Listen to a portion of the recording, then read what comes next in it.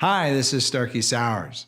Welcome again to another Plus Program training series. Today's topic is fermented foods, and this is part one. So you might be thinking there's a lot of information going on fermented foods. It seems like every time you turn around on the internet or in bookstores and things, there's all sorts of stuff about fermented foods. So we want to do a little bit of series here on fermented foods. And the first thing we're going to talk about is dairy products. And for the most part, when we look at dairy, that is definitely a foundation when it comes to fermented foods. We look at dairy and we see like a rich history, so to speak, of fermented products, as well as a rich history of dairy being used for a long period of time in all sorts of different customs and cultures. All right, so with that said, let's look at yogurt and kefir. Yogurt and kefir literally has its start, so to speak, from a Turkish nomad. And this guy is like traveling in the Caucasus Mountains, basically Eastern European area. And so what he does, he has like this leather satchel and he's got milk that he carries with him. And supposedly it gets basically fermented from a contaminated yeast product. And what it does is it actually helps to produce like a substance, kind of like a gloopy substance that we would look at today and say it's Bulgarian yogurt. And so ultimately that's kind of the invention, so to speak, of kefir and or / yogurt. So that's like the foundation. But we also see that there are some folklore that suggests that Moses consumed kefir way back before this time. But ultimately this is kind of the foundation. So you might be thinking, well, what about the history of yogurt? So we know a couple different things. Number one, it's a traditional use product in a lot of cultures in Asia, the Middle East, as well as the Eastern European cultures, and now, of course, today here in the United States. All right. So what are the benefits? We're going to look at that. But before we look at the benefits of it, we want to talk about some maybe a little bit more history, so to speak. So ukashara, which is one of the typical traditional dishes that has been made for years in the Eastern countries of Europe, is a commonplace that you can actually find in restaurants today. So next time you go to a Middle East restaurant, try say, hey, you got some ukashara? And see if they don't actually have it. So ultimately what you might want to do is ask them if they've got some yogurt kefir, right? So this traditional dish is almost like a cold soup. And the particular cold soup itself actually has like egg yolks. I know that sounds a little weird, but it's got egg yolks and maybe some diced up cucumbers, as well as some radishes and things of that nature.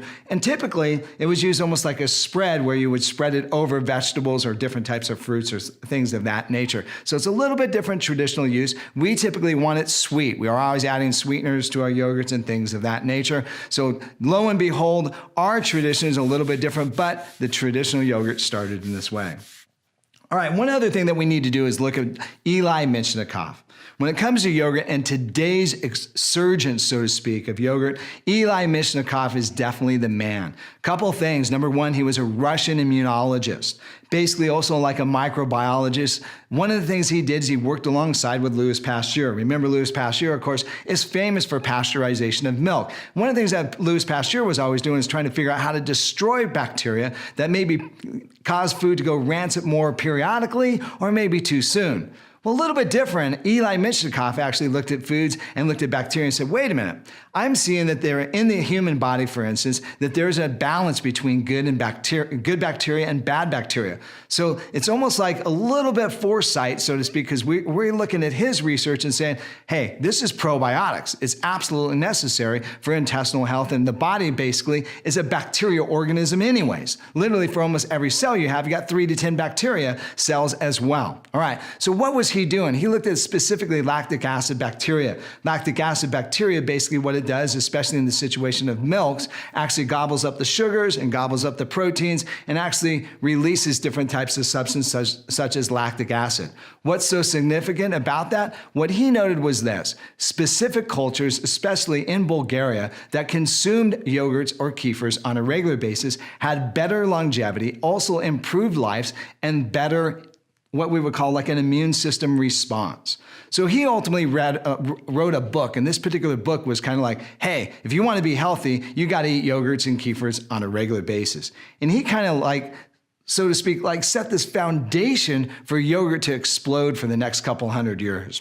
All right, so Eli Mishnikov, don't forget that guy. The guy's amazing. All right, so let's look at some of the basic benefits, so to speak, of yogurt. So when we look at yogurt, there's all these different things that people talk about. Well, first of all, let's look at the probiotic ability and what it does. So combination, number one, during the fermentation process, the probiotic, the bacteria, the lactobacillus bacteria, as we were saying, kind of gobble up the sugar and actually help to pre-digest the sugar, so it makes milk products more tolerable for a lot of individuals. The other thing that it does is actually helps to pre-digest the proteins. So remember those casein proteins, which basically is cottage cheese, will ultimately take about 4 to 6 hours to digest. Well, when it comes to yogurts and kefirs, the time is literally reduced in half. So it's like 2 to 4 hours, max, maybe 2 to 3, all right? The whey proteins are even pre-digested that much more. Requiring time for digestion for a whey protein that's basically coming from a yogurt or a kefir ends up being in a situation like maybe 30, 40 minutes. Really quick to digest. So that ultimately increases the tolerance for milk products for a lot of people that are milk intolerant or milk sensitive. There are yogurts and kefirs that are 100% lactose free found in our stores as well too. So you have to look for those, but they're there. All right, what are some of the other benefits? All right, and another thing that's very unique about kefir is this, and the bacteria that are in there, is they do the following. Number one, every time we eat fats, our body infuses bile into the system. The body reabsorbs bile roughly about 90%. It's super stingy trying to keep it. At the same time, if there's adequate fiber and bacteria in the intestinal tract, what happens is bile actually moves out of the intestinal tract, and only 70% or 80% is actually removed and reabsorbed back up into the body. What does that mean? It means that bile tank's going to shrink. Every time that bile tank shrinks, our body responds and actually has to make more bile. Well, where does bile come from? It comes from cholesterol.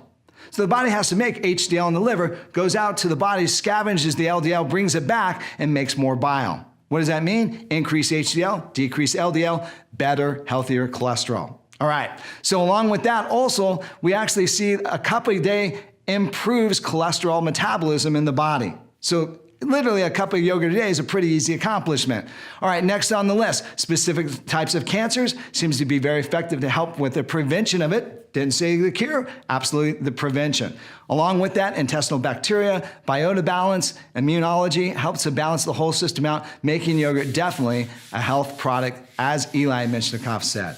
All right, so that kind of wraps up the first session. In the second session, we're actually going to look at some vegetarian alternatives to lactic acid producing bacteria, and so that'll be a little bit fun to kind of wrap this series up. This is Starkey Sower. Thanks for watching another Plus Program training series.